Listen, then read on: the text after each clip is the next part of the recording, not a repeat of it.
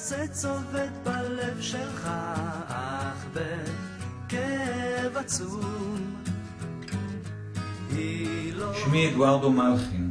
נולדתי בארגנטינה בשנת 1925, בעיר בואנוס איירס, בבית קטן עם סבא וסבתא ו4 אחים בחדר. כן, אני גם יהודי. כשהייתי בן 15 עליתי על אונייה עם האח הגדול שלי לארץ. המשפחה שלי נשארה בבואנוס איירס. הם לא רצו לעזוב את כל מה שהיה להם בארגנטינה. ושם, באונייה, הכרתי אותה. את מריאנלה אספרנסו, נערה ממקום בדרום ארגנטינה, הנערה הכי יפה שהכרתי. התאהבתי בה מיד.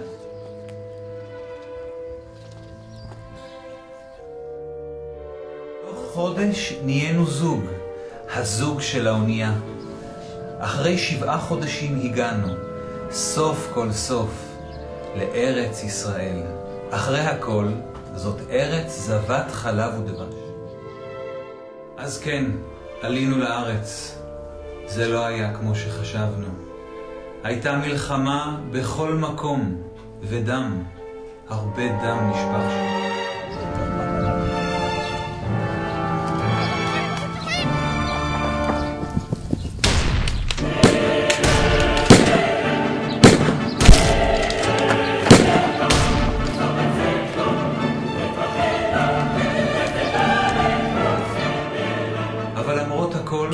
אנחנו יהודים, ונילחם למען הארץ שלנו.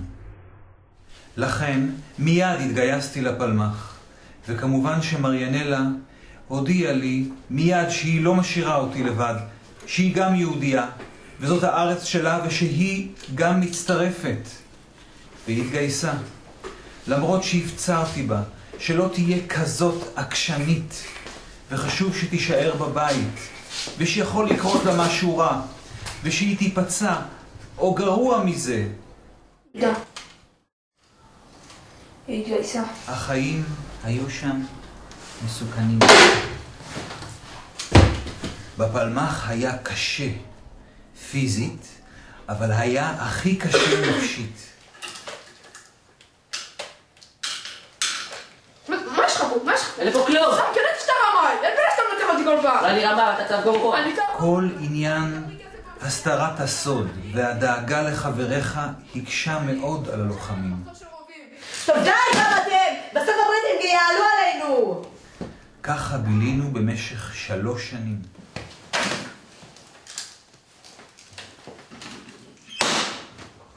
אני חושב שזה קרה בדצמבר 1943, שיא מלחמת העולם השנייה. אני לא יודע מה באמת קרה. אני רק יודע את החלק שלי. אני רק יודע שמישהו הלשין על הסליק של היחידה שלנו.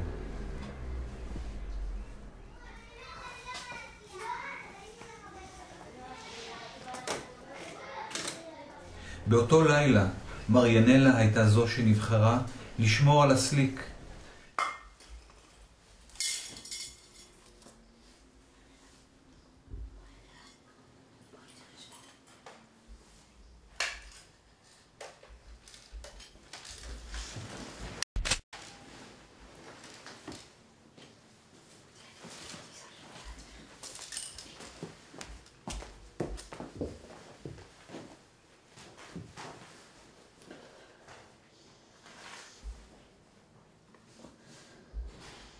באמצע הלילה, כשאנחנו עוד מנסים להירדם, שמענו את הירייה. כבר היינו מוכנים למצב כזה. זה נראה לי גם מסליק.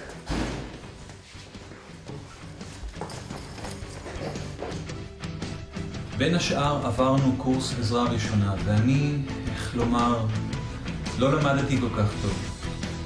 מריאנלה הייתה המצטיינת של החוג, והיינו זקוקים לה. לפני שכל החבר'ה הספיקו לקום מהאדמה, צעקתי שאני הולך לקרוא למריאנלה, ורצתי לעבר הסליק. עכשיו גיליתי שאני אשם, אני חושב על זה ולא נושם, רוצה לגעת בך ואת רחוקה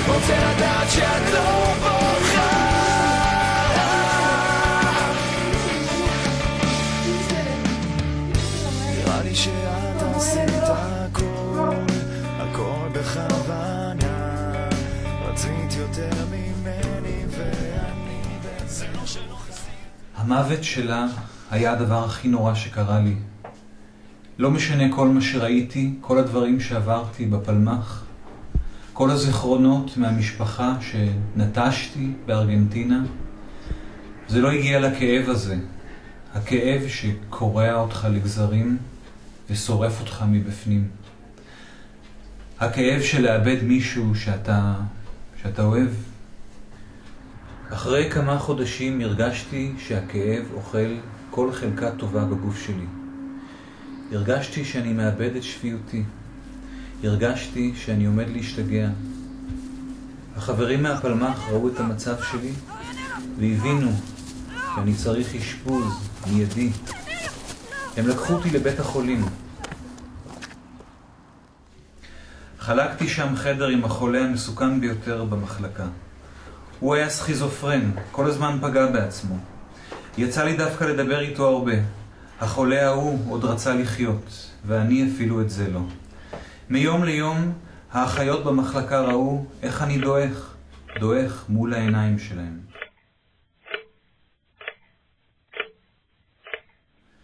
הם לא ידעו מה לעשות איתי, ובתור ברירה אחרונה הוחלט להצמיד לי חונך. המטרה של החונך הייתה לגרום לי לדבר על מה שקרה, ושאני אוציא את הכל החוצה. זאת הייתה משימה קשה, כי אני קצת פחדן וקצת יותר מדי קשור לכל מה שסביבי. או יותר נכון, יותר מדי קשור, ולא יכול להתנתק מכל מה שהיה פעם סביבי. יותר מדי קשור למריאנלה. השיחות ששוחחנו קשרו בינינו, והעניקו לי הסתכלות נכונה יותר על העולם שסביבי. הרגשתי שאני מתחיל לחיות מחדש. הבראתי. עכשיו אני עוזב את בית החולים. Today is gonna be the day that they're gonna throw it back to you. אתה בטוח שאתה מוכן By now לעזור? you should have somehow realized what you gotta do. I don't believe וזה מה שנותן לי כוח עכשיו. הסתכלתי על שערי בית החולים.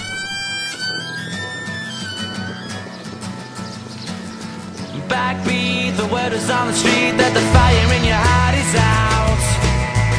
I'm sure you've heard it all before, but you never